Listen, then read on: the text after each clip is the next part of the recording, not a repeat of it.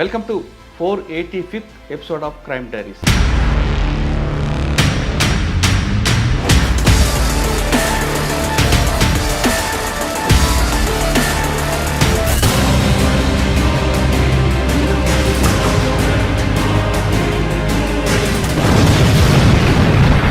ఈరోజు మన ముఖ్యమైన guest young and dynamic IPS officer.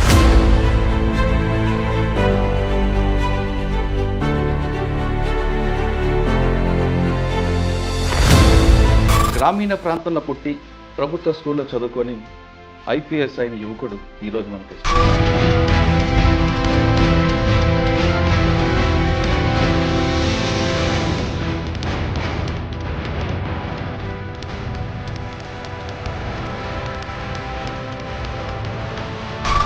Auto driver, అమ్మ బీడీ కానిస్టేబుల్. వాళ్ళు ఎంత కష్టపడితే ఈ స్థాయికి వచ్చారు. మీరు నిజంగా చెప్పాలంటే వాళ్ళు అప్పుడు కష్టపడ్డారు కాబట్టి ఈరోజు మేము ఈ పొజిషన్లో ఉన్నాము. 10th వరకు జెడ్పీహెచ్ఎస్ గవర్నమెంట్ హై స్కూల్లో చదివాను అసలు. అంటే వాళ్ళు కూడా ఎక్కువ చదువుకోలేదు. ఫాదర్ కూడా 6th, 7th క్లాస్ చదువుకొని ఆటో డ్రైవర్. సో మదర్ కూడా ఎడ్యుకేషన్ లేదు. బిల్ గేట్స్ ఒకటి ఉంటుంది, maybe born as a poor but it's not die as poor person. Auto driver కొడుకు సివిల్ సాధించమంటారా అనే హేళన ఎవరు చేశారు? నిజం చెప్పాలంటే ఒకరిద్దరు చేశారు. ఫాదర్ మదర్ ఏమన్నారు రిజల్ట్ వచ్చింది? సో అప్పటి వరకు పోలీస్ స్టేషన్ పోవాలన్నా మాకు చాలా భయంగా ఉండేది. సో అప్పుడు పోలీస్ బండి ముందుండి మేము వెనుకుండి పోలీస్ పైలట్లో తీసుకెళ్ళి కమిషనరేట్ లోపలికి. మదర్ అయితే ఆల్మోస్ట్ ప్రైడ్. అందరికీ చెప్పుకునేది. సార్, పెద్దపల్లిలో సివిల్ డిస్ప్యూట్స్ ఎక్కువ, ల్యాండ్ డిస్ప్యూట్స్ ఎక్కువ ఉంటుంది. మీరు పనిచేసిన టైంలో ఒక ఇన్స్పెక్టర్ కూడా వార్నింగ్ ఇచ్చారని వచ్చింది. అంటే చాలా వరకు వస్తూ ఉంటుందండి. ఎప్పటికీ ఏదో ఒకటి ఎవరెవరో చేస్తూ ఉంటారు. సార్, పాత బస్సులో పంచాలంటో సివి ఆనంద్ గారు మీకు చిట్కా చెప్పారు ఏమైనా? మర్డర్స్ చిన్న చిన్నవి ఉంటూ ఉంటాయి. రౌడ్ షీటర్స్, యాక్చువల్ రౌడ్ షీటర్స్ ఉంటారు. సో అవన్నీ కేసెస్ డీల్ చేసినప్పుడు మీరు సినిమాల్లో అక్కడిక్కడ చూస్తుంటారు. ఇప్పుడు వేరే దగ్గర ఉండదు స్టేట్లో, నాకు తెలియదు, కానీ ఇప్పుడు వెళ్తూ ఉంటాయి. సంగారెడ్డి అనగానే ముఖ్య కమ్యూనల్ కనిపిస్తుందండి. కమ్యూనల్ ఇష్యూ రాకుండా ఎలక్షన్లో తీసుకొచ్చారు. ఇప్పుడు మాకు ఐజీ షానవాజ్ కాసిం సార్ ఉన్నాడు.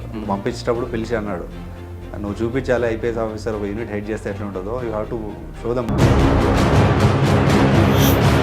ఇక్కడున్న క్రైమ్ ఏంటండి? ఇక్కడ నేచర్ ఎలా కనిపిస్తుంది? మైగ్రెంట్ లేబర్ అంతా ఉంటారు. రావడము, మళ్ళీ కొంతమంది ఎలోప్ అయిపోవడము, మిస్సింగ్ కేసులు చాలా ఎక్కువ ఉంటాయి. తాగిన తర్వాత మద్యం మత్తులో కొట్టుకోవడము, దాంతో మర్డర్స్ కావడం జరుగుతూ ఉంటుంది.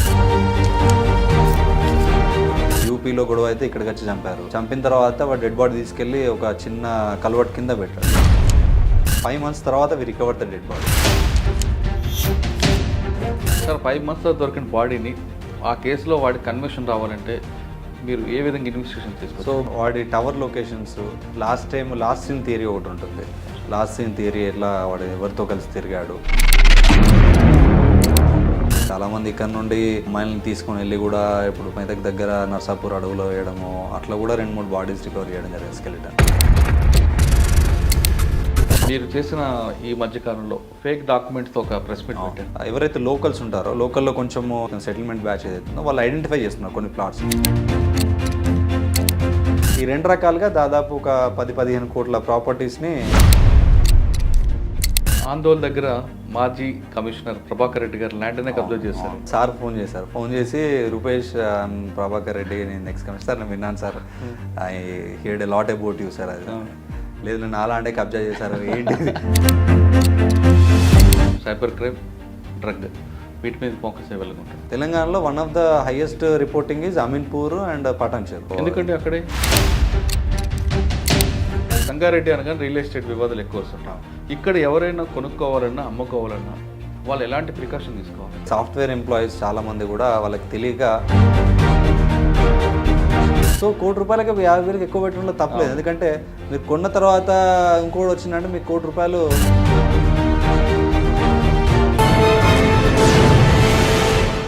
Welcome to 485th episode of crime diaries. 485 ఎంట్రీలో ఈరోజు మన ముఖ్యమైన guest young and dynamic IPS officer. పేరు CH Rupesh, superintendent of police, Sangareddy.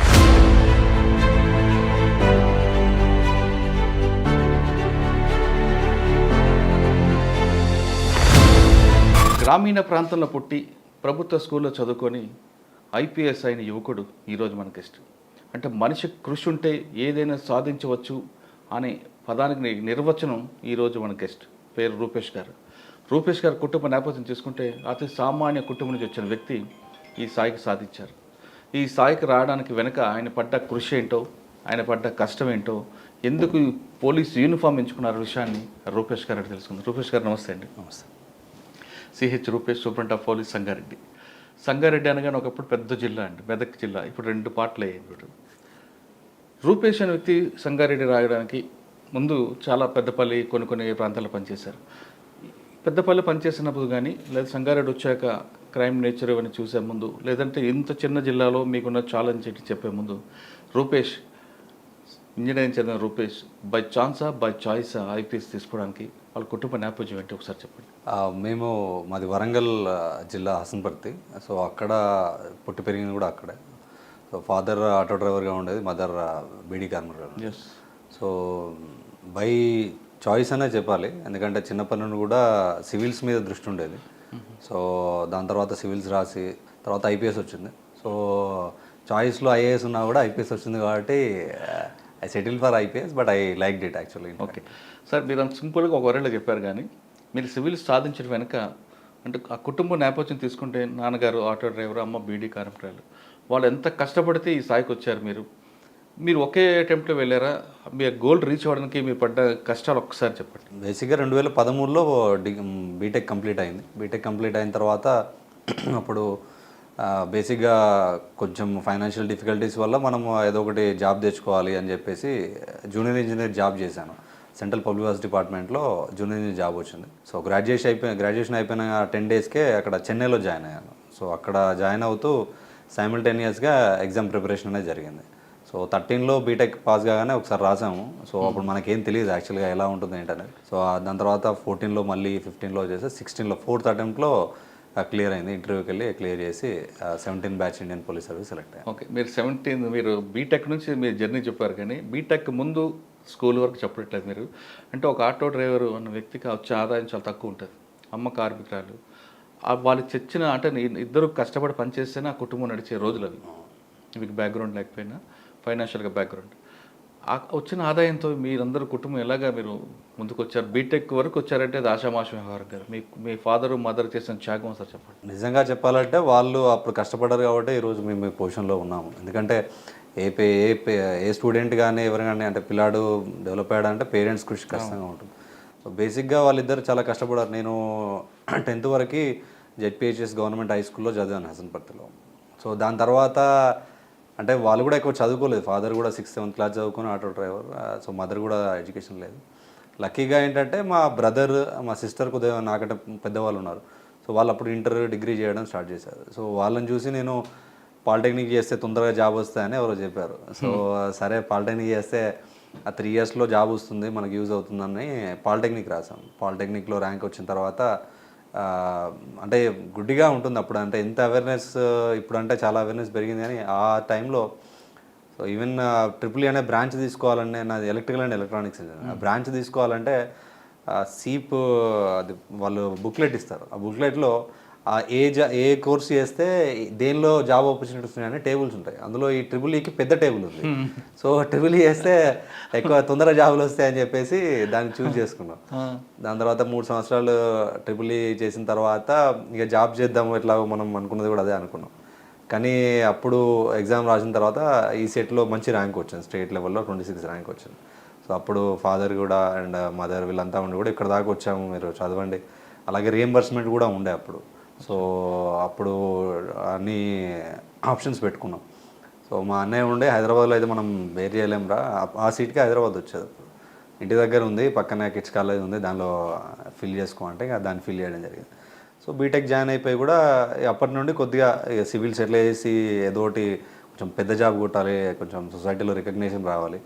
So bill Gates ఒకటి ఉంటుంది, you maybe born as a poor but you should not die as poor person అని. So ఏదో ఒకటి చేయాలని చెప్పేసి బీటెక్ నుండే జాబ్స్ రాసేది. సో అదృష్టవశాత్తు బీటెక్ ఫైనల్ ఇయర్లో ఒక గవర్నమెంట్ జాబ్ వచ్చింది, దాని నుండి ఇక్కడ దాకా వచ్చాం. సో ఫాదర్ మదర్ చాలా ఇంపాక్ట్. ఫాదర్ ఎప్పుడు కానీ డైలీ ఏదో వెళ్ళి ఆటో నడిపితేనే ఆ రోజు కూరగాయలు తీసుకొచ్చేది.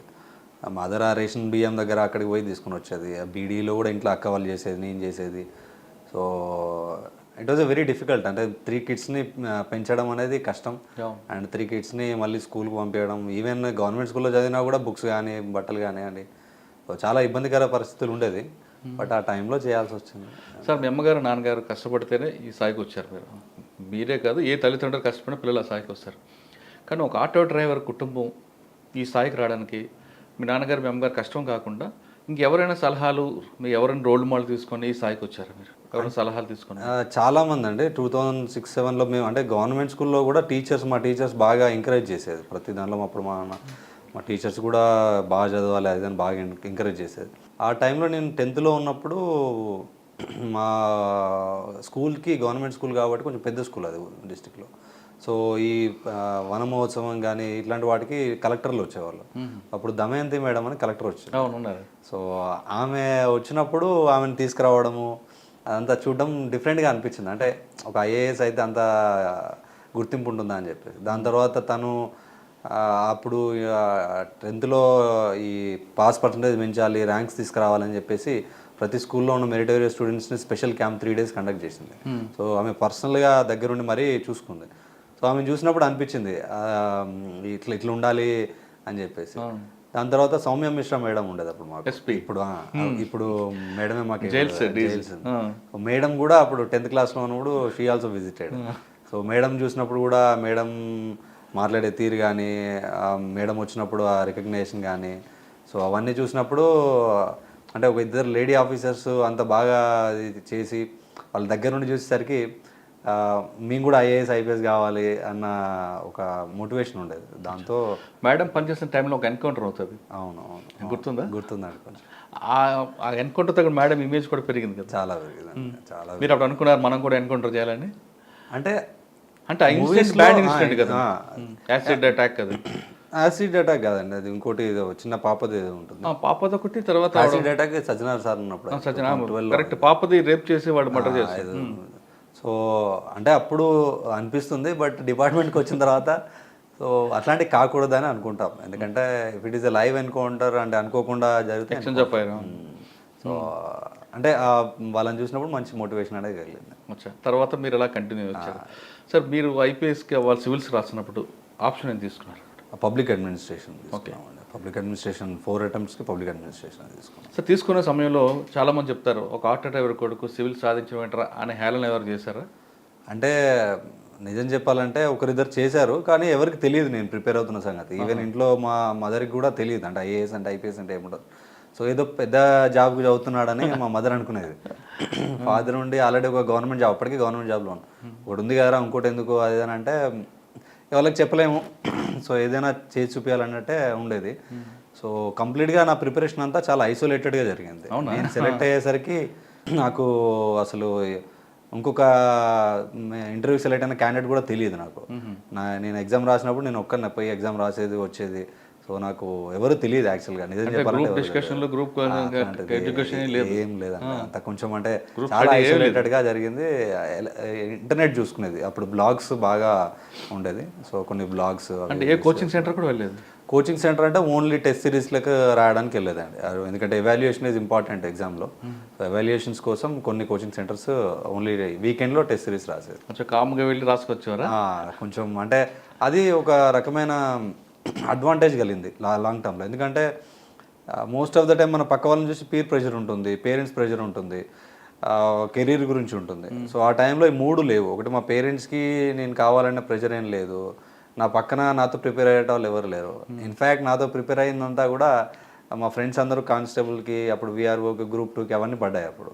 సో వాళ్ళకి ప్రిపేర్ అయ్యేది, వాళ్ళు దానికి ప్రిపేర్ అయ్యేది, నేను దీనికి ప్రిపేర్ అయ్యేది. So there is no peer pressure. So already ఒక గవర్నమెంట్ జాబ్ ఉంది. సో కెరీర్ గురించి కూడా పెద్ద టెన్షన్, ప్లాన్ బి మీద ఉంది, రెడీగా ఉంది కాబట్టి సో పెద్ద టెన్షన్ పడాల్సిన అవసరం లేకుండా సో అది కొంచెం కాన్ఫిడెన్స్ బూస్టప్ చేసింది. అంటే మీరు సివిల్స్ రాసే వాళ్ళు ఎవరైనా సరే పబ్లిసిటీ లేకుండా కామ్గా రాసుకుంటే సక్సెస్ అవుతారంటారా? ఎప్పుడు కానీ ఏమవుతుందంటే నా ఇది పర్సనల్ ఒపీనియన్లో ఏంటంటే సివిల్ సర్వీసెస్ ప్రిపరేషన్ మనం డిగ్రీ అయిపోయిన తర్వాత మనం ఒక సబ్జెక్ట్ చదువుకో ఎక్స్పర్ట్ అవుతాం డిగ్రీలో. తర్వాత సివిల్ సర్వీస్కి వచ్చేసరికి డిఫరెంట్ కాన్సెప్ట్స్ ఉంటాయి. Actually you will start understanding the society కానీ ఎకనామీ కానీ ఇంటర్నేషనల్ అఫేర్స్ కానీ మీకు అర్థమవుతూ ఉంటుంది.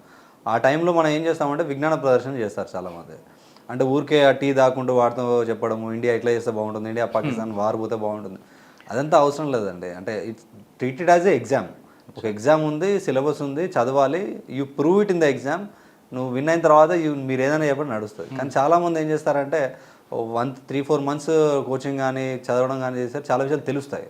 సో దాన్ని అక్కడ ఇక్కడ మాట్లాడడము, డిస్కస్ చేయడము, ఆర్గ్యూ చేయడము, డిబేట్స్ చేయడము, మనకు పవరే లేదు ఆర్గ్యూ చేసి డిబేట్ చేసి. ఇప్పుడు మన విదేశాంగ విధానం ఎట్లుండాలనేది నువ్వు బ్యూరోక్రాట్ డిప్లొమాట్ అయిన తర్వాత డిసైడ్ చేయవచ్చు. సో ముందే డిబేట్ చేసుకోవడం, దానివల్ల అన్నెసరీ టైం వేస్ట్ చేసుకోవడం జరుగుతుంది. సో కామ్గా we should treat it as an exam.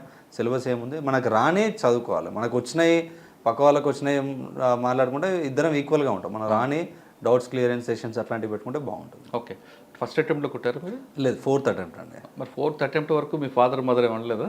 అంటే ఫస్ట్ అటెంప్ట్ అసలు రాసింది ఎవరికి తెలియదు, అసలు నాకే తెలియదు ఎగ్జామ్ ఎలా ఉంటుందో.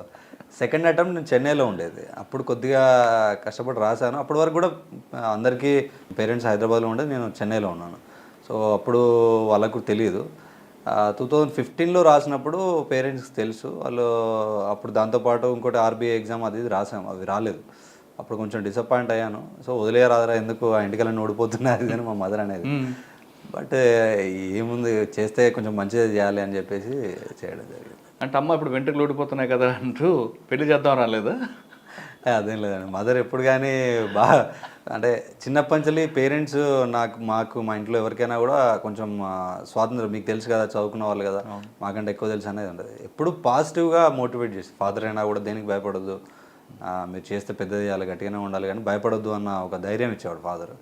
సో మదర్ కూడా ఎప్పుడు కానీ అమ్మ ప్రేమ ఎట్లుంటుందండి, కొడుకు మంచిగుంటే చాలా అన్నట్టు ఉంటుంది, ఎందుకులే బిడ్డ ఉన్నదంతా అన్నట్టుండే. బట్ చదివితే ఎవరో నీకు వస్తుంది, ఏదో రోజు నీకు వస్తుంది అన్న ఒక పాజిటివ్ అఫర్మేషన్ అయితే ఇచ్చేది. సో ఆ బ్లెస్సింగ్స్ తోటే వచ్చారు. 4th అటెంప్ట్లో కొట్టారు మీరు.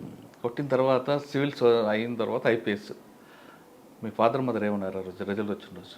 సో చాలా హ్యాపీగా ఫీల్ అయ్యారు వాళ్ళు. అసలు వాళ్ళకి అర్థం కాలేదు అసలు ఏం జరిగింది అనేది. సో అందరూ కూడా ఈవెన్ ఫ్రెండ్స్ కానివ్వండి, వీళ్ళు కానివ్వండి, ఒకేసారి సడన్గా చాలామంది అసలు, అంటే నేను మా బీటెక్లో కూడా కొంచెం తక్కువనే చదివేది.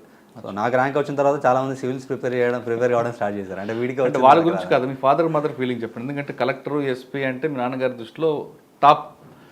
ముఖ్యంగా అంటే అప్పుడు ర్యాంక్ వచ్చిన తర్వాత వరంగల్ సిపి గారు, ఇప్పుడు సుధీర్ బాబు సార్ రాచకొండ సిపిగా ఉన్నారు కదా, సార్ ఉండేది, సార్ పిలిపించారు అక్కడికి ఫెసిలిటేట్ చేయడానికి. సో అప్పటి వరకు పోలీస్ స్టేషన్ పోవాలన్నా మాకు చాలా భయంగా ఉండేది.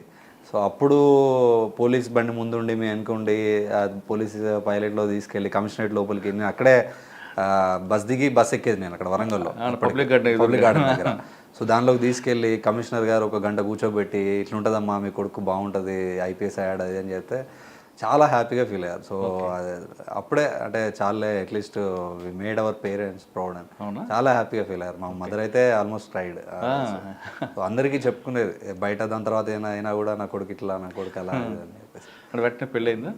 వెంటనే అంటే ఒక 6 నెలలకు పెళ్ళయిందండి. ఇట్స్ లవ్ మ్యారేజ్ అండి. నేను మా క్లాస్మేట్, డిప్లొమా క్లాస్మేట్. సో అంటే కామ్గా చదువుకుంటూ కామ్గా ప్రేమించారా? ఇక అంతేగాని లైఫ్ అంటే అన్ని బ్యాలెన్స్ చేసుకోవాలి. లక్కీగా లవ్ ఉంది, ఒకవైపు చదువుకుంటా.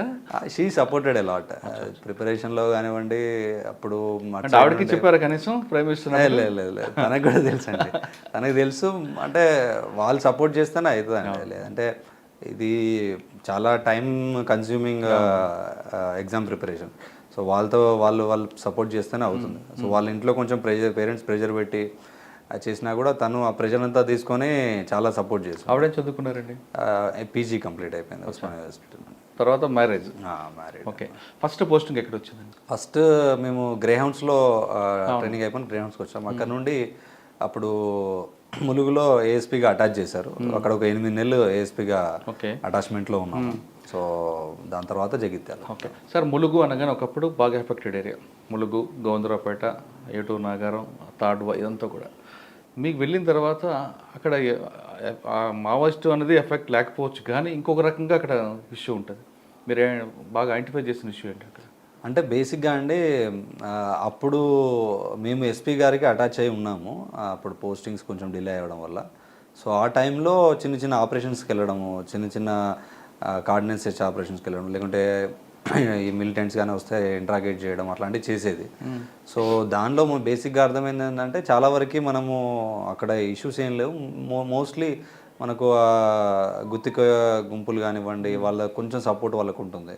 సో వాళ్ళు రావడం ప్లస్ కొంచెం వెనుకబడ్డ ప్రాంతం అదంతా కూడా. జనాలు కూడా చాలా మంచి వాళ్ళు ఏంటంటే వాళ్ళ వాళ్ళ ప్రపంచంలో వాళ్ళు ఉంటారు. సో కొత్తగా జిల్లా అయింది కాబట్టి అది కొంచెం పేరు వచ్చింది. అటు సమ్మక్క జాతర కానీ ఇదంతా కూడా బాగా జాతర బందోబస్తు చేశారా? 3 సార్లు చేశానండి. ట్రైనింగ్లో చేసాము, దాని తర్వాత 2 సార్లు చేసాము, 3వ సారి మనకి బాగా ఎక్స్పీరియన్స్ ఉంది అయితే. అదే అయిపోయింది. అదొక డిఫరెంట్ మూమెంట్ అండి. చిన్నప్పుడు మేము ఆ జాతరకి వెళ్ళేది. సో ఇప్పుడు మనమే గద్దె దగ్గర ఉండి కొంచెం క్రౌడ్ కానీ మన వాళ్ళు వచ్చినాము అది చేయడం చూడడం మంచిగా అనిపించింది. It's good experience. తీసుకెళ్ళారు అమ్మా నాన్న అక్కడికి? తీసుకెళ్ళాం, 2 సార్లు తీసుకెళ్ళాం. లేదు గతంలో అయితే దూరం నుంచి చూసుకెళ్ళేవారు కదా తోసుకుంటూ. సో అదొక మా మదర్ ఇంక అందరికి చెప్తుంది, మా అబ్బాయి ఉన్నాడు రండి అని చెప్పేసి అప్పుడు చెప్తా ఉండేది. It was good experience. Mulugu తర్వాత అండి? ములుగు తర్వాత అడిషనల్ ఎస్పీ జగిత్యాలకి వెళ్ళాము. అక్కడ ఒక 8 months. దాని తర్వాత డీసీపీ పెద్దపల్లి ఒక 5-6 months చేశాము. సార్ డీసీపీ పెద్దపల్లిలో మీ వర్క్ ఏముందండి అక్కడ? మీకు ఛాలెంజ్ ఏమొచ్చింది చెప్పండి. డీసీపీ పెద్దపల్లి ఒక 6 months చేశాము. బేసిక్గా అక్కడ మనకి ఈ ఇటుక బట్టీలు చాలా ఎక్కువగా ఉంటాయి. హైవే ఉంటుంది, ఇటుక బట్టీలు ఎక్కువ ఉంటాయి. సో ఇటుక బట్టీలు మైగ్రెంట్ లేబర్స్ ఏదైతే ఉంటారో వాళ్ళందరూ 6 months ఇక్కడ ఉంటారు, 6 months ఒరిస్సాలో ఉంటారు. బేసిక్గా జూన్ నుండి డిసెంబర్ వరకు వాళ్ళు ఒరిస్సాలో ఉంటారు. ఒక పంట అక్కడ వ్యవసాయం చేసి ఇక్కడికి వస్తారు. సో మళ్ళీ డిసెంబర్ నుండి నెక్స్ట్ మే వరకు ఇక్కడ ఇటుకలు చేస్తారు. సో వాళ్ళు చేసినప్పుడు వాళ్ళ పిల్లల్ని కూడా తీసుకొస్తారు. సో వాళ్ళకి నేను ఇన్స్పెక్షన్కి వెళ్ళినప్పుడు చాలా వరకు ఎక్కడ కూడా పిల్లలకి ఫెసిలిటీస్ లేకపోవడము, వాళ్ళు కూడా ఈ పేరెంట్స్ తోటి మట్టి దగ్గర ఉండడము, వాళ్ళు పని చేయకుండా కూడా అక్కడే ఉండడము. సో ఇట్ ఈస్ కొంచెం చూడడానికి బాగా లేకుండే. సో అప్పుడు దీన్ని ఎట్లా చేసి, ఎందుకంటే మాకు చాలా కంప్లైంట్స్ కూడా వచ్చేది చైల్డ్ లేబర్ని యూజ్ చేస్తున్నారని చెప్పేసి. సో వాళ్ళందరినీ పిలిపించి మేము అక్కడ వాళ్ళని కొంచెం మోటివేట్ చేసి మీ బ్రిక్ ఇండస్ట్రీ అందరినీ కూడా, ఎందుకంటే వాళ్ళతోటే చేయించాలని, మీరు ఇట్లా స్కూల్స్ పెట్టండి బాగా చేయండి అని చెప్పేసి వాళ్ళు మోటివేట్ చేస్తే వాళ్ళు స్కూల్స్ కట్టించారు. ధృవ స్కూల్స్ అని ఒకటి పెట్టించాను. సో ప్రతి దానిలో మళ్ళీ పెట్టినా కూడా, స్కూల్స్ పెట్టినా కూడా మళ్ళీ పిల్లల దగ్గర, పేరెంట్స్ దగ్గర పిల్లలు వెళ్తూ ఉన్నారు ఎండలో కూడా. సో వాళ్ళని అట్రాక్టివ్ చేయాలంటే మేమేం చేసామంటే అప్పుడు మా ఇన్స్పెక్టర్స్ అందరం కూర్చొని ఒక టీవీ పెట్టడం స్టార్ట్ చేసాం ప్రతి స్కూల్లో. ఆ టీవీలో ప్రీలోడెడ్ రైమ్స్, ఇప్పుడు మన పిల్లలు అయితే ఎట్లా చూస్తారు రైమ్స్ కానివ్వండి, స్టోరీ టెల్లింగ్, ఇంగ్లీష్ ఇవన్నీ కూడా ఒక 20 GB వరకు తీసి టీవీకి అటాచ్ చేసాం. సో ఆ రైమ్స్ ప్లే చేస్తూ ఉంటే పిల్లలంతా అది చూసుకుంటూ ఉండేది. సో అది కొంచెం సక్సెస్ఫుల్ అయింది, చాలా మంచి పేరు వచ్చింది. ఓకే సార్, పెద్దపల్లిలో సివిల్ డిస్ప్యూట్స్ ఎక్కువ, ల్యాండ్ డిస్ప్యూట్స్ ఎక్కువ ఉండేది. మీరు పనిచేసిన టైంలో ఒక ఇన్స్పెక్టర్ కూడా వార్నింగ్ ఇచ్చారని వచ్చింది. అంటే చాలా వరకు వస్తూ ఉంటుందండి, ఎప్పటికీ ఏదో ఒకటి ఎవరెవరో చేస్తూ ఉంటారు. చేసినప్పుడు అది వార్నింగ్ అంటే వాళ్ళని కొంచెం కరెక్ట్ చేసుకోమనడం. మీకన్నా ముందు ఒక డీసీపీ బాగా ఇష్యూ చేసి వెళ్ళారని అది అది ప్రూవ్ వాళ్ళ ఎంక్వైరీలో తెలుతుందని మనం చెప్పలేము. బట్ మేమున్నప్పుడు at our tenure we should ensure that మా టెన్యూర్లో ఏం కావద్దని చూస్తాం. మీకు బాగా గుర్తుండిపోయిన కేసు చెప్పండి అప్పుడు, ల్యాండ్ డిస్ప్యూట్ అక్కడ మీరు ఒక ఎస్పైపీ ఫాలో అయ్యారు అక్కడ. మీరు అంటే మేబీ అందరూ బయట వాళ్ళు అనుకోవచ్చు, మాకైతే రెగ్యులర్గానే అనిపిస్తుంది. ఎనీ కేసు ఎనీ పర్టికులర్గా మీకు పెద్దపల్లి దగ్గర ఒక ఓల్డ్ ఏజ్ వాళ్ళ కాదు, ఒక ఎన్ఆర్ఐ కేసు ఒకటి వస్తుంది. ఆయన భూమిని కబ్జా చేస్తారు, లేఅవుట్ వేసి వాళ్ళు కాంపౌండ్ కట్టి వెళ్ళిపోతే మీరు సర్వే చేయించి దగ్గరుండి వాళ్ళకి హ్యాండ్ ఓవర్ చేయించారు. ఎన్ఆర్ఐది ఏమో ఐడియా లేదండి. అంతకుముందు అయితే ఒక పోలీస్ ల్యాండ్ ఓవర్ కబ్జా చేస్తే మాత్రం నైట్ దాన్ని డిమాలిష్ చేసి దానిలో ప్లాంటేషన్ చేసాము. సో అదొక పోలీస్ ల్యాండ్ కబ్జా చేసే అంత స్థాయిగా ఉన్నారు అక్కడ. అంటే అప్పుడు వీళ్ళు పట్టించుకోలేదు. సో అట్లా అయినప్పుడు మేము ట్రైనింగ్లో ఉన్నప్పుడు జరిగింది యాక్చువల్లీ. సో అక్కడ అంతా తీసి నైట్ మీకు గుర్తులేకపోతే చంద్రశేఖర్ రెడ్డి గారే మీకు రిఫర్ చేశారు కేసు కావచ్చు అండి, అయితే చేయవచ్చు. ఓకే, తర్వాత అండి పెద్దపల్లి తర్వాత నేను హైదరాబాద్ డీసీపీ సౌత్ ఈస్ట్ జోన్కి వెళ్ళాను. సో అక్కడ అది ఫస్ట్ జోన్ అంటే కొత్తగా క్రియేట్ చేశారు హైదరాబాద్లో, దానికి ఫస్ట్ డీసీపీగా వెళ్ళాను. అక్కడ ఒక 8 months పనిచేశాను. అక్కడ మీకు లాంగ్వేజ్ ప్రాబ్లం అటు ఏం రాలేదా? అంటే కొద్దిగా మనకి సెకండ్ లాంగ్వేజ్ హిందీ ఉంటుంది కాబట్టి. సో హైదరాబాద్ హిందీ వేరే ఉంటుంది కదా, నేను పోయి వస్తా అంటూ. సో అదొక అంటే ఎప్పుడు కానీ అదొక మంచి ఎక్స్పీరియన్స్ అండి. స్టార్టింగ్లో కొద్దిగా ఇబ్బంది అయినా కూడా జనాలు మంచిగా నేర్పిస్తారండి మనకి పబ్లిక్. సో దాంతోపాటు లాంగ్వేజ్ అర్థమైపోయింది, confidence. Especially CV Anand sir అప్పుడు ఉండేది. సో అప్పుడు సార్ ఏం చేసేదంటే ఖచ్చితంగా మీరు హిందీలోనే చెప్పాలి డిఎస్ఆర్, మన డైలీ డిఎస్ఆర్ ఉంటుంది, మమ్మల్ని ఏమో హిందీలో చెప్పమనేవాడు. ఎవరైతే మా బ్యాచ్మేట్ సౌత్ వెస్ట్ జోన్ ఉండేది తనని తెలుగులో చెప్పాను, ఆయన మరాఠీ. సో ఆయనకి తెలుగు రావాలని తెలుగులో చెప్పాను, నాకు హిందీ రావాలని హిందీలో చెప్పమనేవాడు. సో కష్టపడి అంటే ఇట్లా ఫోర్స్ చేసి మరీ నేర్పించాడు. అంటే డిఎస్ఆర్లో మీరు కేవలం సెక్షన్లు చెప్తారా, కేస్ డీటెయిల్స్ కూడా చెప్తాం. కేస్ డీటెయిల్స్ ఏం జరిగింది అనేది కూడా హిందీలో చెప్పి, లేదంటే సార్ 423 చెప్పలేదు అంటే ఎలా జరిగింది మర్డర్ ఏంటి అనేది కూడా. సో ప్రెస్ మీట్లు కూడా సార్ పర్సనల్గా మా ప్రెస్ మీట్లు చూసి మళ్ళీ ఫోన్ చేసి నువ్వు లోకల్ లాంగ్వేజ్లో చెప్పాలి, వాళ్ళు అప్పుడే జనాలకి మనం ఏం చేస్తున్నాం అనేది తెలుస్తుంది. సో నువ్వు ప్రిపేర్ అయ్యి నువ్వు అట్లనే చెప్పు, నువ్వు హిందీలో ఇంగ్లీష్లో తెలుగులో చెప్పొద్దు అనేది. సో ప్రిపేర్ అయ్యి కొంచెం దానివల్ల కొంచెం ఇంప్రూవ్ చేసుకున్నాం సార్. సార్ పాత బస్సులో పంచారేంటో సివి ఆనంద్ గారు మీకు చిట్కా చెప్పారు ఏమైనా? ఎప్పుడు కానీ అంటే సివి ఆనంద్ సార్ ఏంటంటే సార్ ఫాలో ద ఎస్ఓపి అంటారు క్లియర్గా. ఎప్పుడు కానీ ప్రజలు మన్ననలు పొందాలంటే ఏం చేయాలనే విషయం చెప్పారు. ఉర్దూ మాట్లాడాలి వాళ్ళతోటి. ఉర్దూ ఒకటే కదా, ఇంకోటి చెప్పుంటారే. అంటే సార్ ఎప్పటికీ అంటే every time I will guide one thing or that. సాధారణంగా పాత బస్సులో పనిచేసే సివి ఆనంద్ గారు కానీ గతంలో ఉన్న ఆఫీసర్లు అక్కడ ప్రజల మనోభావాలకు మనం గౌరవిస్తే చాలు. ఎంగిలి వాళ్ళు వచ్చింది ఎంగిలి అని కానీ ముట్టుకోకుండా ఉంటే మనం వాళ్ళు యాక్సెప్ట్ చేస్తే వాళ్ళు మనల్ని ఓన్ చేసుకుంటారని సివి ఆనంద్ గారు కానీ గతంలో ఆఫీసర్లు ఆ విధంగా చేస్తే వాళ్ళతో ఇంటరాక్ట్ ఎక్కువ అవుతుంది, ఆఫీసర్ కూడా మనవాడే అని వాళ్ళు కూడా ఓన్ చేసుకుంటారని వాళ్ళ అప్పట్లో. అవును, అది మీరు చెప్పింది 100% కరెక్ట్. ఎందుకంటే ప్రజల్లో ఆ భావం రాకుంటే వీళ్ళు వేరు అవుట్ సైడర్ లాగా ఫీల్ అవుతారు. సో అందుకే మేము most of the time we use to spend with public. ఎక్కడికైనా వెళ్ళినా, ఇప్పుడు ఇఫ్తార్ విందులైనా కూడా వెళ్ళడం కానీ, నార్మల్గా కూడా ఎవ్రీ ఫ్రైడే ప్రేయర్స్ అయినప్పుడు కూడా వాళ్ళు వచ్చేది, స్వీట్స్ పట్టుకొచ్చేది, తినడం. 1-2 ప్లేస్లకు మేము వెళ్ళి కీర్ తినడం వాళ్ళ ఇంట్లో. ఇటు గణేష్కి అప్పుడు గణేష్ మండపాల దగ్గరికి వెళ్ళడము, అన్నదానంలో పాల్గొనడం. ఎంత మనం పబ్లిక్తో ఇన్వాల్వ్ అయితే అంత బాగా చూసుకుంటారండి. మీరు సినిమాల్లో అక్కడిక్కడ చూస్తుంటారు, ఇప్పుడు వేరే దగ్గర ఉండదు స్టేట్లో నాకు తెలియదు, కానీ ఇప్పుడు వెళ్తూ ఉంటాయి. నేను ఆఫీస్ దిగి ఇట్లా వెళ్తూ ఉంటే రోడ్డు పక్కన అందరూ కూడా లేచి నిలబడి నమస్తే పెట్టేది. అంటే ఒక గౌరవంగా, అంటే పోలీస్ డీసీపీ గారు అని చెప్పి గౌరవం అనేది ఇస్తారండి మీరు. అంటే నేను ఎక్కడా చూడలేదు. ఇప్పుడు ఇక్కడ కూడా మేము వెళ్తూ ఉంటాము, కనీసం అంటే వాళ్ళకు అక్నాలెడ్జ్ కూడా అంటే చేయాలని కాదు, ఇన్ ద సెన్స్ వాళ్ళకి అంత ప్రేమ ఉంటుంది. అంటే వాళ్ళు ఇక్కడికి వచ్చినాక కూడా ఫోన్ చేస్తూ ఉంటారు ఊరికే. అతనికి ఏం పని ఉండదు. అంటే కొంతమంది ఏదో పైరవికారులు కలుస్తూ ఉంటారు, కొంతమందికి అసలు పనే ఉండదు, ఏదో పూలు అమ్ముకునే అతను అది ఇది ఉంటారు, ఊరికే ఫోన్ చేసి సాబు కైసే సాబు అది అని మాట్లాడుతూ ఉంటారు. వాళ్ళు చాలా బాగా మాట్లాడతారు అండి, చాలా బాగుంటుంది అక్కడ. అంటే పాత బస్సులో ప్రజలు మన్ననలు పొందడం చాలా గ్రేట్ అంటే మీరు పొందని అంటున్నారు. నాకైతే మంచి ఐ రియల్లీ ఎంజాయ్డ్. అంటే బేసిక్గా అక్కడ చేస్తే ఏంటంటే ఎక్కడైనా మాబు అంటే చిన్న చిన్న గొడవలు అవుతూ ఉంటాయి, మర్డర్స్ చిన్న చిన్నవి ఉంటాయి, rowdy sheeters, actual rowdy sheeters ఉంటారు. సో అవన్నీ కేసెస్ డీల్ చేసినప్పుడు మీరు ప్రొఫెషనల్గా చాలా స్ట్రాంగ్ అయిపోతారు. కరెక్ట్. సో అది చాలా నేర్పింది. అంటే ఒక క్రైమ్ అయినా ఎట్లా చూడాలి, ఎందుకంటే ప్యానిక్ కాకుండా. ఇప్పుడు కొన్ని డిస్ట్రిక్ట్లో చిన్నగా అయిపోయిన తర్వాత ఏమైందంటే ఛాలెంజింగ్ క్రైమ్స్ ఉండవు. అంటే యాజ్ ఎ డాక్టర్కి ఎట్లయితే ఛాలెంజింగ్, సర్జన్స్ ఎట్లయితే we should not expect crimes to happen. But ఏదైనా వచ్చినప్పుడు నీకు మంచిగా నేర్పిస్తుంది అది ఎట్లా ఛాలెంజ్ ప్యానిక్. ఓల్డ్ సిటీలో మీరు చెప్పింది కరెక్ట్ అండి. ఎలాగంటే మీ ఐడెంటిఫై ఉంది కదా, మీ ఐడెంటిటీ ఆ మాబుని కంట్రోల్ చేస్తుంది. చిన్న కమ్యూనిటీ అయిందనుకోండి, రూపేష్ షాప్ వచ్చారు, చుప్ చాప్ బయట అంటే ఇంకంతే అవుట్. ఐడెంటిటీ అక్కడ ఇంపార్టెంట్. అక్కడ మీకు ఫోర్స్, ర్యాపిడ్ యాక్షన్ ఫోర్స్ ఏం అవసరం లేదు. పబ్లిక్ ఒకసారి గణేష్ విసర్జన అప్పుడు చిన్న ఇష్యూ అయింది ఒకటి. ఆ రోజే అప్పుడు మేమున్నప్పుడు అంటే లాస్ట్ ఇయర్ అంతకుముందు, అప్పుడే మిలాద్ నబీ గణేష్ విసర్జన సేమ్ టైం వచ్చింది. శివానంద్ సార్ అప్పుడు పిలిచి మనం సక్సెస్ చేయాలి అని చెప్పి బ్యాక్గ్రౌండ్ ఛానల్ తోటి కమ్యూనికేషన్ పెట్టి మిలాద్ నబీని పోస్ట్పోన్ చేయించారు. చేయించిన తర్వాత గణేష్ విసర్జన జరుగుతూ ఉంది. సో మా ఏరియా సౌత్ ఈస్ట్ జోన్ కొంచెం critical area, Madannapet, Santosh Nagar, so ఇవన్నీ మా ఏరియాలో ఉంటాయి. సైదాబాద్, బార్కాస్ ఇవన్నీ మా ఏరియాలో ఉండేది. సో అప్పుడు అనేది మీ ఏరియా బాగుంటే అంత బాగుంటుంది రాదు అని అనేది. సో అప్పుడు ఒక చిన్న ఇష్యూ అయింది. నైట్ ఒకటి విగ్రహం కింద పడింది, మన వాళ్ళు తొందర తీయండి అనేసరికి. సో వాళ్ళంతా తాగి ఉన్నారు, గొడవ చేస్తున్నారు. అంతా చేసి ఈవెన్ 1-2 చిన్న డ్యామేజ్ చేయడానికి కూడా ట్రై చేశారు ఒక వెహికల్. సో మేము అక్కడికి వెళ్ళిన తర్వాత లక్కీగా ఏంటంటే అక్కడ జనాలు అంటే కొంచెం తాగి డిసార్డర్ అంతా లాలెస్నెస్ చేస్తూ ఉంటే అక్కడ లోకల్లో కొంతమంది గణేష్ ఉత్సవ సమితి మెంబర్స్ ఉన్నారు. సో దానికి ఒక 1 వీక్ ముందు ఒక ఇష్యూ అయింది. ఆ ఇష్యూలో మనం పోలీస్ చాలా ఫాస్ట్గా రెస్పాండ్ అయ్యి ఇంపార్షియల్గా చేసి ఉండే. సో వాళ్ళకి చాలా బాగా నచ్చింది.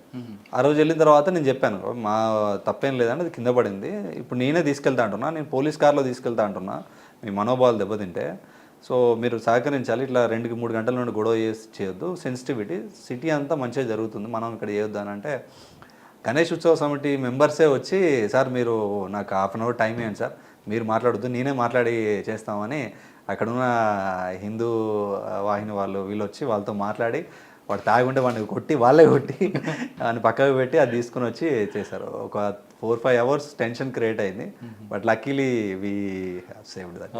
అక్కడే నేను చూస్తూ చదువుతానండి, బాలాపూర్ వినాయకుడు క్రాస్ అయిందంటే సిటీ కమిషన్ హాయి పడుకుంటారు ఆయన. హోల్ సిటీ క్రాస్ అయిందంటే చాలు. అవును, పర్టికులర్గా మీరు చెప్పిన ఆ ఏరియా ఇప్పుడు బాలాపూర్ అనేది మన ఇక్కడ అక్కడ బాలాపూర్ నుంచి స్టార్ట్ అయ్యి బార్కాస్ ఏరియాస్ నుండి వస్తుంది, వచ్చి ఫలక్నామా ఎంటర్ అయితే మా జోన్ క్లియర్ అయిపోతుంది. సో ఫలక్నామా టెంపుల్ దాటిందంటే అయిపోయినట్టు సిటీ కమిషనర్ గారు హ్యాపీగా ఉంటారు, లేదంటే కొంచెం టెన్షన్ ఉంటుందండి. ఏ వినాయకుని ట్రాక్ చేసినా చేయకుండా ఆ వినాయకుని ట్రాక్ చేస్తారు. సో సెట్లు అడుగుతూ ఉంటారు, ఎక్కడ దాకా వచ్చింది బాలాపూర్, ఎక్కడ దాకా అది ఎక్కడ ఉంది, టైల్ ఎక్కడ ఉంది, ఇదే అడుగుతుంటాడు. ఒకప్పుడు అలా ఉండండి, ఇప్పుడు కొంచెం చేంజ్ అయిపోయినాడు. పబ్లిక్ లో కూడా వాళ్ళ యాటిట్యూడ్ చేంజ్ అయిపోయింది. కేసులు కానివ్వండి, అంటే జనాలు కూడా ఏమిటంటే మన పోలీసులు చేసిన వర్క్ ప్లస్ పబ్లిక్ కూడా మనం ఫిడప్ అయిపోయారు, ఏంటి కమ్యూనల్ టెన్షన్స్ అయితే మనకే ఇబ్బంది అని చెప్పి. లేదు, చేంజ్ వచ్చిందండి, పబ్లిక్ కూడా మంచి వాళ్ళు అయ్యారు ఇప్పుడు. ఎందుకంటే మేము ఉన్నప్పుడు చిన్న చిన్న జరుగుతూ ఉండేది. 5% ఉంటారు సార్ ఎక్కడైనా సరే, ట్రబుల్ మాంగర్స్ అక్కడ కూడా ఉంటారు, కాకపోతే వాళ్ళలో కూడా కొంచెం మార్పు వచ్చింది అనిపిస్తుంది. అవును సార్. ఓల్డ్ సిటీ తర్వాత ఎలక్షన్ కమిషన్ ట్రాన్స్ఫర్స్ చేసింది మొన్న అసెంబ్లీ ముందు. సో ట్రాన్స్ఫర్ చేసినప్పుడు ఆ ట్రాన్స్ఫర్స్లో ఇక్కడికి రావడం జరిగింది. సంగారెడ్డి వచ్చేసరికి ఇక్కడ ఒక ఎస్పీ గారు ఉండేవారు, ఆయన ఒక వర్గానికే ప్రయారిటీ ఇచ్చేవారు, ముద్ర ఉండేది. మీకు ఆ ముద్ర వచ్చింది? అట్లేం లేదండి, అప్పుడేమేం లేదు అట్లే. ఓకే, మీకు రాగానే మెయిన్ ఛాలెంజ్ ఏమి వచ్చింది? రాగానే అండి ఫస్ట్ ఎస్పీషిప్ మాకు, అంటే ఒక ఐపీఎస్ ఆఫీసర్ లైఫ్లో ఎస్పీషిప్ అనేది అంటే we train to become SPs. ఎన్పిఎల్ కూడా ఎస్పీగా ఏం చేయాలని నేర్పుతారు, ఎక్కువ యూనిట్ ఆఫీసర్ కదా నేర్పుతారు. సో ఇక్కడికి వచ్చిన తర్వాత ఇమీడియట్గా 40 డేస్లో మాకు ఎలక్షన్స్ ఉన్నాయి. సో ఇంతకుముందు మీరు అన్నారంటే it's comparatively big district, comparatively ఇప్పుడున్న ప్రజెంట్ సిచ్యువేషన్లో Sangareddy is little bit big district. ఇది అసెంబ్లీ కాన్స్టిట్యున్సీలు ఉండేది.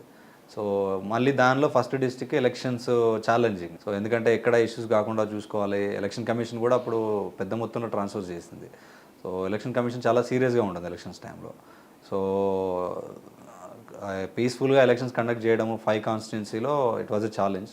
సో బాగా తిరిగి అప్పుడు కలెక్టర్ గారితో ప్లస్ మా సీనియర్స్ తోటి అందరితో చూసి సో కొంచెం తొందరగానే కొంచెం కంట్రోల్ చేసి ఎలక్షన్స్ కండక్ట్ చేసాం. That was a very. Sangareddy అనగానే ముఖ్య కమ్యూనల్ కనిపిస్తుందండి, ఆ కమ్యూనల్ ఇష్యూ రాకుండా ఎలక్షన్లో తీసుకొచ్చారు పీస్ఫుల్గా. జనరల్గా అండి ఎప్పుడు కానీ కమ్యూనల్ ఇష్యూస్ అంటే మా సీనియర్స్ చెప్పింది దాన్ని బట్టి, ఎందుకంటే మాకు చాలా తక్కువ ఎక్స్పీరియన్స్ మాది.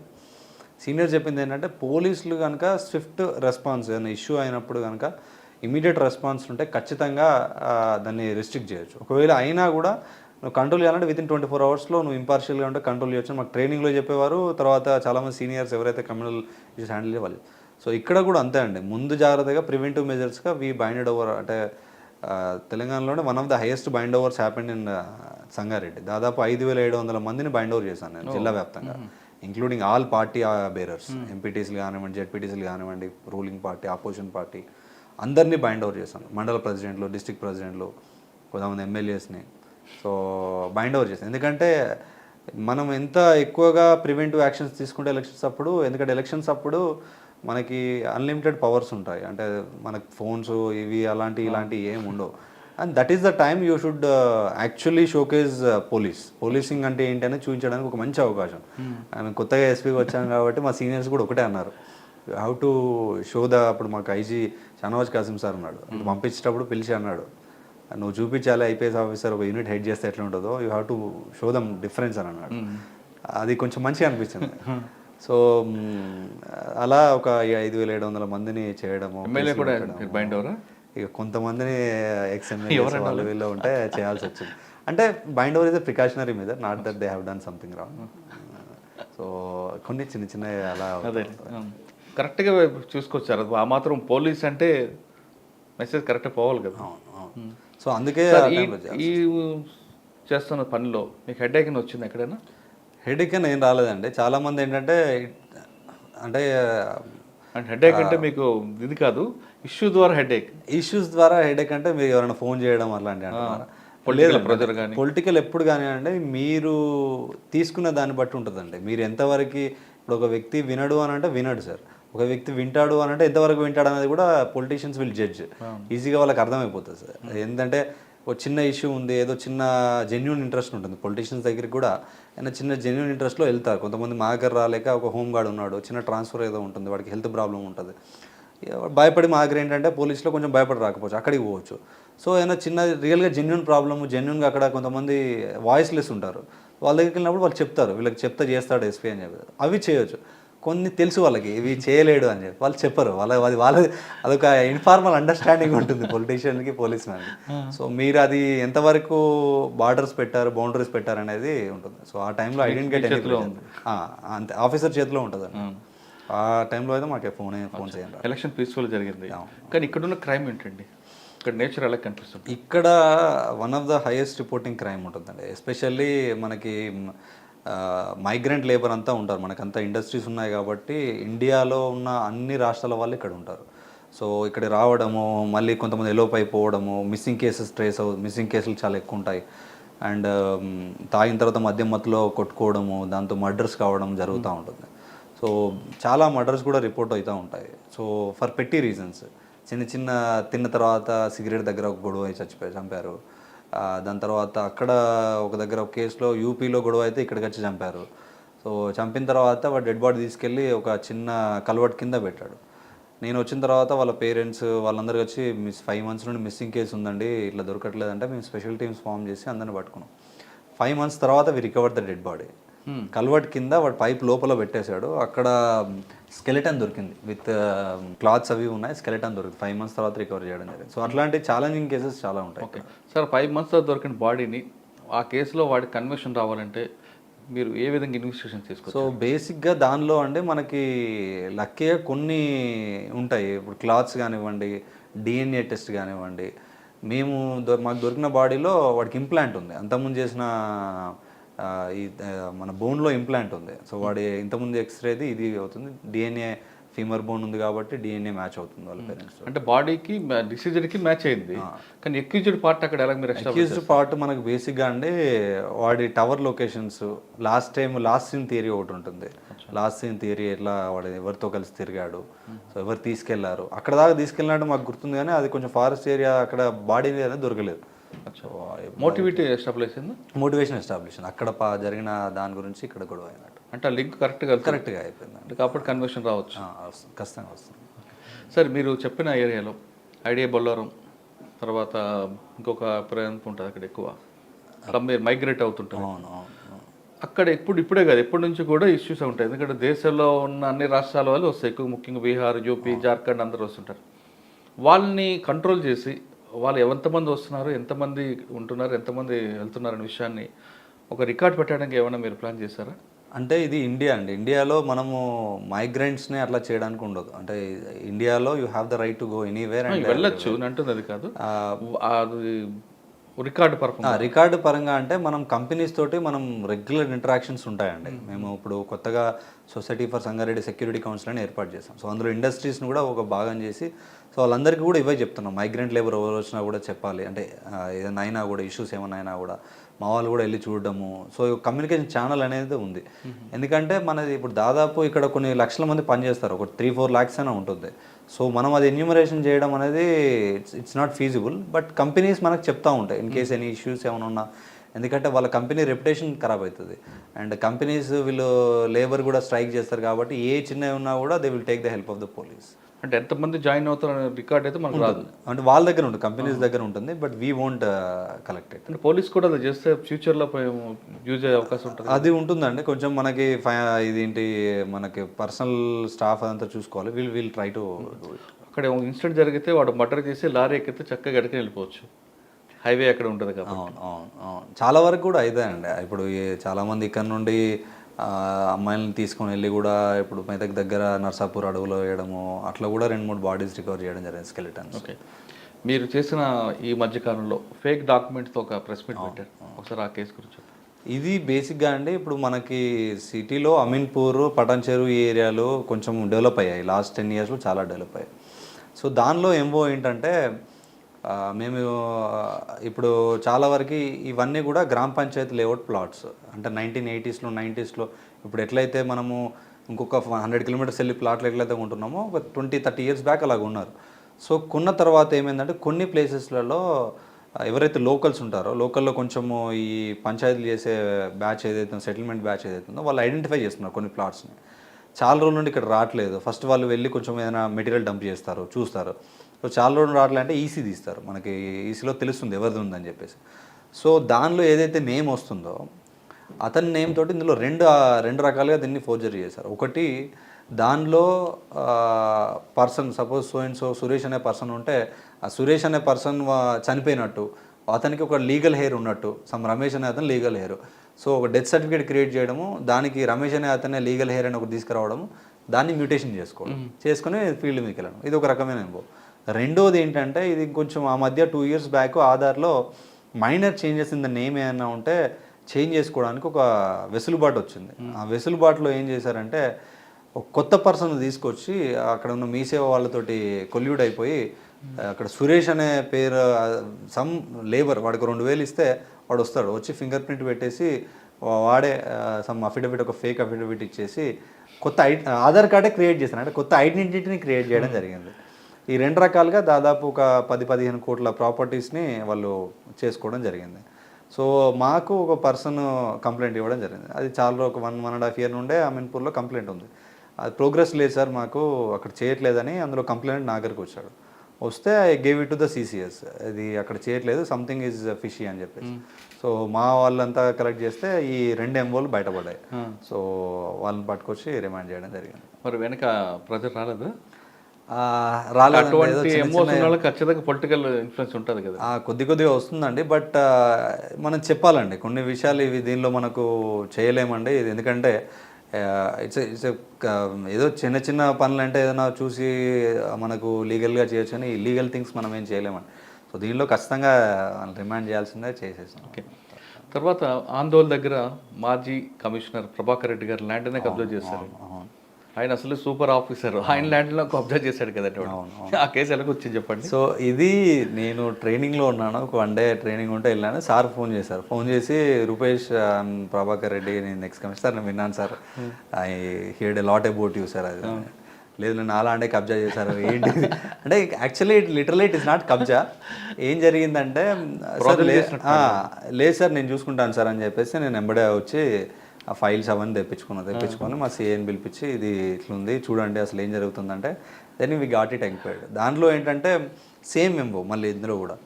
సో ఏం చేశారంటే వీళ్ళ సార్ వాళ్ళ బ్రదర్స్ అందులో కొంచెం పార్ట్ని అమ్ముదామని ఒకరిద్దరికి జిరాక్స్లు ఇచ్చారు. ఆ జిరాక్స్ని ఒక అతను తీసుకొని ఏం చేశాడు, ఆ జిరాక్స్లో సైన్స్ ఏవైతే ఉన్నాయో ఒక ఫేక్ అగ్రిమెంట్ చేసుకున్నాడు అతనే. చేసుకొని అంటే వీళ్ళకి ఆల్రెడీ అగ్రిమెంట్లో ఉన్నారని చెప్పేసి చేసుకుని అతను ఇంకోతనికి ఇది నాకు ఆల్రెడీ ఉంది అగ్రిమెంట్ నేను మీకు అమ్ముతున్నా అని చెప్పేసి ఒక 13 lakhs ఏమో తీసుకున్నాడు, ట్రాన్స్ఫర్ తీసుకుంటే ఎవరైతే సెకండ్ టైం అగ్రిమెంట్ చేసుకున్నాడో అతను ఫీల్డ్ మీదకి వెళ్ళాడు. ఫీల్డ్ మీదకి వెళ్ళేసరికి యాక్చువల్ ఓనర్స్ మేము అసలు అమ్మలేదు, మీకు ఎవడో అగ్రిమెంట్ చేశారు అది అని చెప్పేసి. దాని తర్వాత వాళ్ళందరినీ కూడా పట్టుకొని సార్ సైన్ కూడా ప్రాజెక్ట్ చేసినట్టు చేశారు. ఫస్ట్ అగ్రిమెంట్ చేసిన అతను చేశాడు. సో చేస్తే వాళ్ళందరినీ ఒక 3-4 ఉంటే వాళ్ళందరినీ సార్ ఏమన్నారంటే బాగా అప్రిషియేట్ చేశారు. ఓకే సార్, సంగారెడ్డి అనగానే రెండు మేజర్ కనిపిస్తుంటాయి, ఒకటి సివిల్ మ్యాటర్స్ ల్యాండ్ డిస్ప్యూట్స్, ఒకటి 2 రోడ్ యాక్సిడెంట్స్.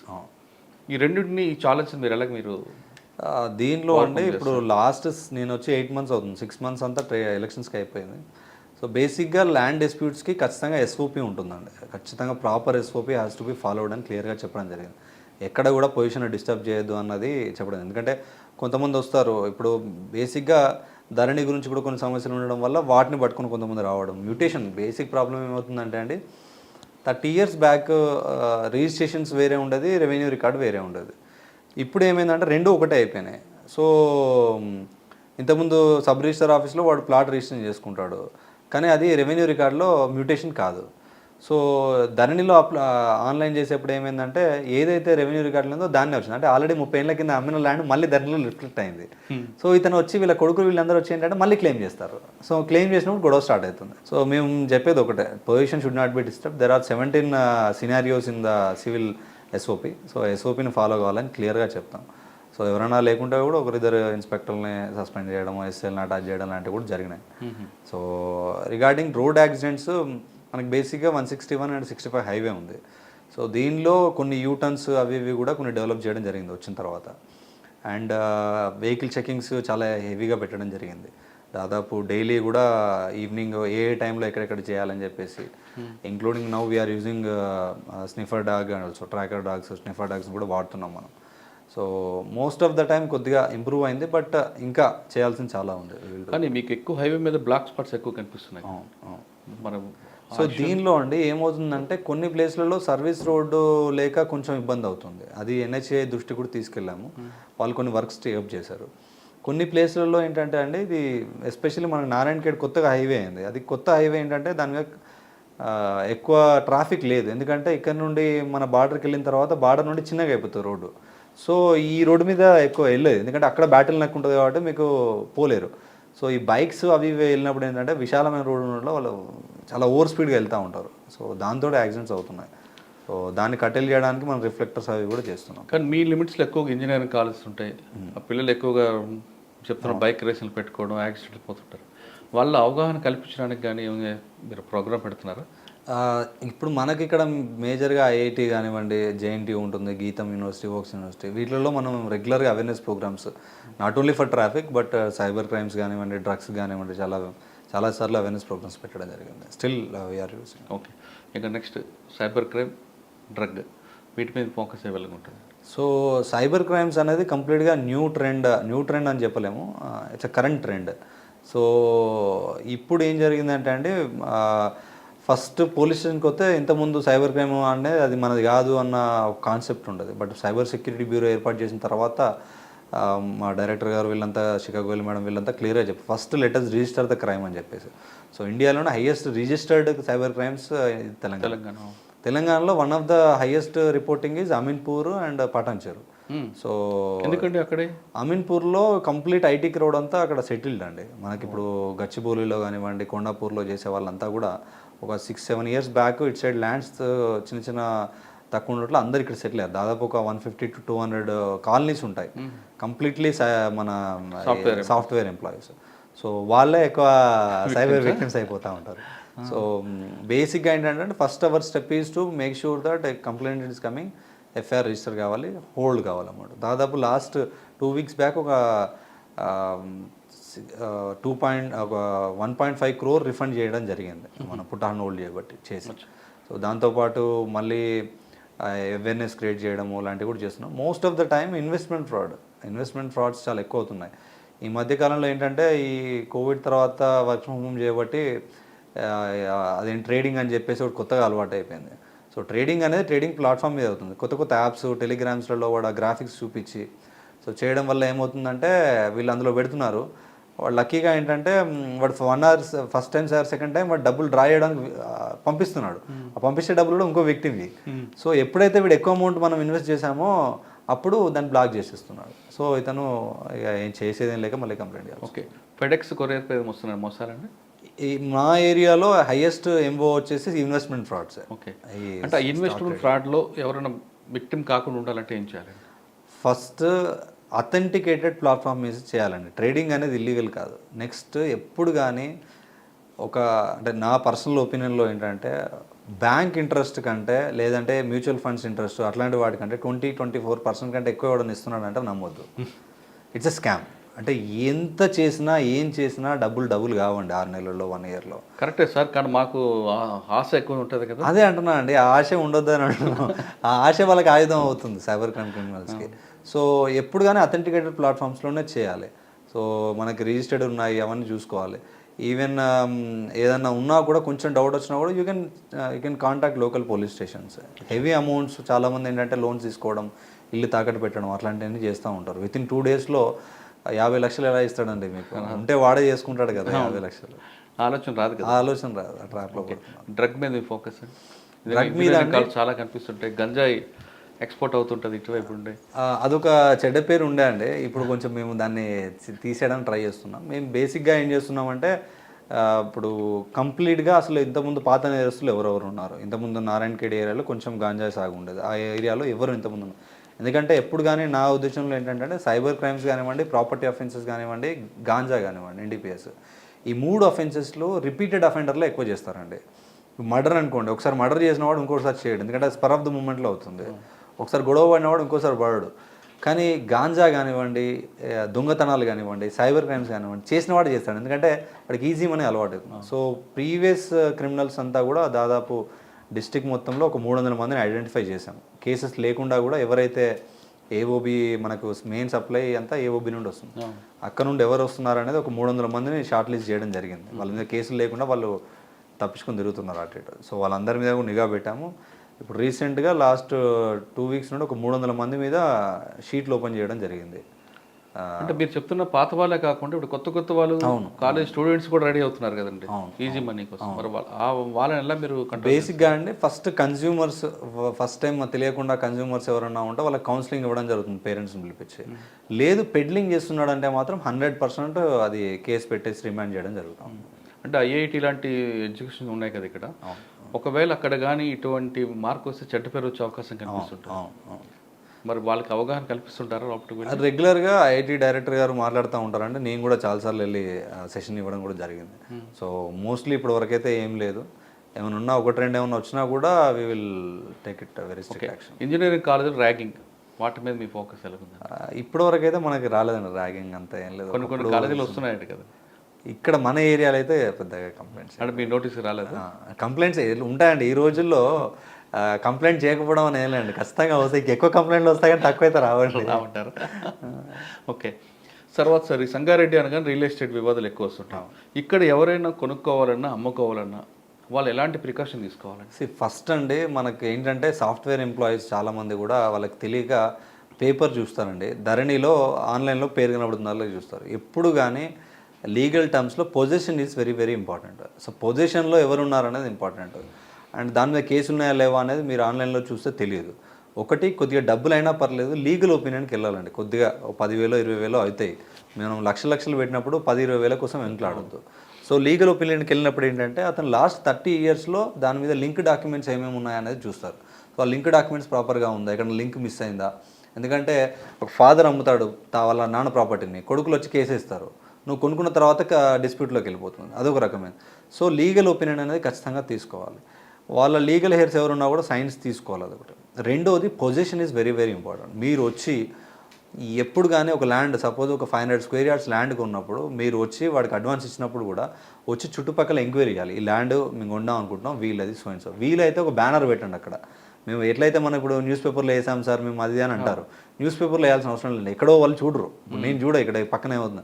సో అక్కడ బ్యానర్ పెట్టాను, నేను ల్యాండ్ కొంటున్నా, ఏమైనా అబ్జెక్షన్స్ ఉన్నాను అంటే. ఎందుకంటే కొంతమంది కొన్ని లక్షలు కొన్ని కోట్లు పెడతారు అప్పుడప్పుడు. సో తప్పేం లేదు ఒక 500 రూపీస్ పెట్టి ఒక బ్యానర్ పెట్టడంలో. సో పక్కన వాళ్ళని అడగడం ఒకటి. లేదంటే ఏదైనా ఒక పని చేయండి అక్కడ. మీరు తీసుకుంటే అతనే ఓనర్ ఎవరైతే ఉన్నారో అతనికి చెప్పేసి బాబు మీరు క్లీన్ చేసి నాకు గోడ పెట్టి ఇవ్వండి, సో మేము ఆ డబ్బులు కూడా నేనే ఇస్తానని చెప్పండి. If is a genuine seller ఆయన చేసి ఇస్తాడు మీకు. If is a litigant fellow he cannot do. So ఈ 2-3 చిన్న టిప్స్ మనం ఫాలో కావాలండి. ల్యాండ్ ఎప్పుడు కొన్నా కూడా వాడికే చెప్పి గోడ పెట్టించి ఇవ్వండి అని చెప్పాలి. ఎందుకంటే ఒక 500 యార్డ్స్ గోడ పెట్టడానికి 50,000 1,00,000 రూపాయల కంటే ఎక్కువ కాదండి. అదే 500 యార్డ్స్ ఇక్కడ కొనాలనుకుంటే 1 కోటి రూపాయలు అవుతుంది. సో 1 కోటి రూపాయలకి 50,000 ఎక్కువ పెట్టడంలో తప్పలేదు. ఎందుకంటే మీరు కొన్న తర్వాత ఇంకోటి వచ్చిందంటే మీకు 1 కోటి రూపాయలు మన వాళ్ళు 1,00,000 రూపాయలకే బాధపడతారు కదండి. చేసుకోవాలండి అంటే ఎందుకంటే లిటిగేషన్ ఉండొద్దు, మనకు హెడేక్ ఉండొద్దు అన్నప్పుడు better we should take all these precautions. Okay sir, ఇప్పుడు మీరు ఈ స్థాయికి వచ్చారు కింద నుంచి, మీలాగే చాలామంది మేము రోల్ మోడల్గా తీసుకొని చాలామంది రావాలనుకుంటారు సివిల్స్లోకి, వాళ్ళకి మీరు ఇచ్చే టిప్స్ ఏంటి? ఏదైనా ఒకటి లైఫ్లో ఒకటి డిసైడ్ అయితే దాని గురించి బాగా కసిగా కష్టపడాలండి. ఇష్టపడదామా లేదా అనేది తర్వాత కదండి. సో సాకులు చెప్పొద్దు. I always believe that we should not tell excuses. So నాకు ఇది లేదు అది లేదు, మా నాన్న ఇలా ఉన్నాడు, మా ఫాదర్ అలా ఉన్నాడు, నాకు కాలు లేదు చేయలేదు, నాకు హెడేక్ వస్తుంది, చదివితే డబ్బులు లేవు, ఇలాంటివన్నీ చెప్పొద్దండి. సో మన చేతిలో మొబైల్ ఉంది, మొబైల్లో ఇంటర్నెట్ ఉంది కాబట్టి you will get everything on phone. So మనకి చేయాలనే విల్ ఉంది, ఒక ఆశ ఉంటే మనం దాని దగ్గరికి వెళ్ళొచ్చు.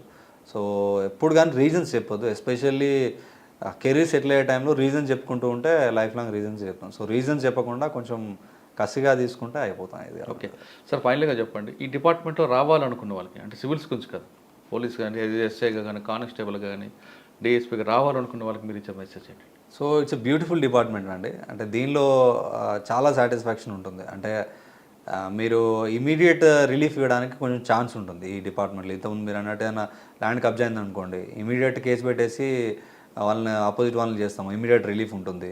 సో ఏదైనా యాక్సిడెంట్ అయినా సో చాలా ఇమీడియట్ రెస్పాన్స్ అనేది ఉంటుంది. ఇమీడియట్ కొన్ని ప్లేస్లో అదొకటి, plus wide variety of opportunities ఉంటాయి. యూ కెన్ సొసైటీకి డ్రగ్స్ గురించి కానివ్వండి, లైక్ క్రైమ్ గురించి కానివ్వండి, సో ఏదైనా చేయగలుగుతారు. అండ్ ఒక మంచి పర్సనాలిటీ కూడా డెవలప్ అవుతుంది. అంటే you will be able to handle any crisis in the personal life, even friends కానీ ఎవరికైనా. ఎందుకంటే we always face the crisis everyday కాబట్టి. ఫస్ట్ పోస్టింగ్ ఇది, మంచి రికార్డ్ తీసుకొచ్చి ఎలక్షన్ పీస్ఫుల్గా చేశారు. మీకు మంచి గోల్ ఏముందండి లాస్ట్ వరకు ఇది చేయాలి ఖచ్చితంగా? అంటే నేను బేసిక్గా నాకు ఎలా ఉంటుందంటే, మనం ప్రియారిటీస్ పెట్టుకోదండి. ఇప్పుడు నాకు ఎక్స్ట్రీమిజం మీద పనిచేయాలని ప్రియారిటీ. నేను సంగారెడ్డిలో ఎక్స్ట్రీమిజం మీద ఏం చేయలేను లేదు. సో ఎక్కడికి వెళ్ళినా కూడా మీరు అక్కడ ప్రియారిటీస్, అక్కడ లోకల్ ఇష్యూస్ని బట్టి మనం క్లియర్ చేయాలి. సో ఫ్యూచర్లో అంటే I would like to go this NDPS కానీ, సైబర్ క్రైమ్ కానీ స్పెషలైజేషన్ చేయాలని ఉంది. ఎందుకంటే those things are going to create big impact on society. Police డిపార్ట్మెంట్లోకి వచ్చేవాళ్ళు ఖచ్చితంగా సాకులు చెప్పకుండా రండి, ఈ డిపార్ట్మెంట్ ప్రజలకు సేవ చేయడానికి బెస్ట్ ప్లాట్ఫామ్ అంటున్నారు రూపేష్ గారు. యూపీఎస్సీ రాయాలనుకున్న వాళ్ళందరూ కూడా ఖచ్చితంగా ఇష్టపడి చదవండి, అందులో మీకు ఆనందం ఉంటుందంటూ తనకున్న కెరీర్ చెప్తాను. ఒక ఆట వాళ్ళ కొరకు ఈ స్థాయికి వచ్చారంటే ఆయన పడ్డ కష్టం, వాళ్ళ తల్లిదండ్రుల నుంచి సహకారం ఎవరూ మర్చిపోలేదు. ఆ విధంగా వాళ్ళు ఆటవాడిని కొడుకున కదా అని ఆయన కానీ, లేదా మా బతుకులు ఇంతే అని వాళ్ళ నాన్నగారు కానీ వాళ్ళ అమ్మగారు కానీ ఉంటే రూపేష్ కానీ ఈ స్థాయికి వచ్చేవారు కాదు. ఖచ్చితంగా ఆటవాడు కొడుకైనా లేదా కూలీ కొడుకైనా తలుచుకుంటే ఏదైనా సాధించవచ్చు అన్నదానికి the best example CH Rupesh. ఇప్పటికైనా గ్రామీణ ప్రాంతంలో పుట్టిన ప్రతి వ్యక్తి సాధించాలనుకుంటే సివిల్స్ ఖచ్చితంగా సాధించవచ్చు అన్నది రూపేష్ ప్రూవ్ చేశారు. ఇది రూపేష్తో ఎక్స్క్లూజ్ అంటారు. వచ్చే వారం మరొక ఇష్టం మళ్ళీ కలుద్దాం. అంతవరకు నమస్తే. Thank you sir, thank you very much. Thank you అండి.